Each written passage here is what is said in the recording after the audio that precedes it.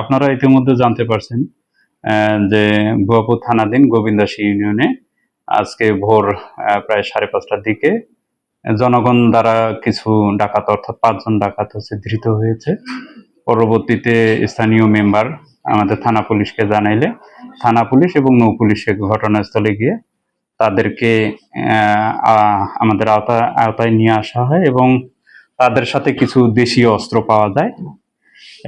জনগণের ওখানকার স্থানীয় জনগণের ভাষ্য মতে যে তারা ভোরের দিকে একটা নৌকা নিয়ে বেশ কিছু জায়গায় ঘোরাঘুরি করতেছিল। তাদের সন্দেহ হলে তখন তারা তাদেরকে আটক করে এবং তাদের কাছে কিছু দেশীয় অস্ত্র পায়।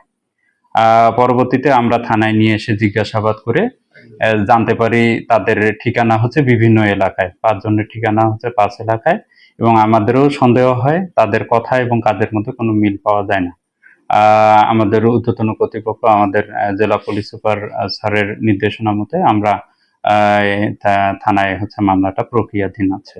আচ্ছা, ওনারা কি পেশাদার কিনা বা ওনাদের নামে একাধিক বিভিন্ন থানায় মামলা আছে কিনা এরকম তথ্য আমরা আপাতত পাইনি। আমরা যা পেয়েছি কিছু মাদক মামলার সাথে সংশ্লিষ্টতা পেয়েছি, এর বাইরে আর কিছু পাইনি। আমরা মামলাটা হওয়ার পরে অধিকতর তদন্তের মাধ্যমে আমরা আসলে বিষয়টি জানতেও পারবো বা আপনাদেরকেও জানাতে পারবো আর কি।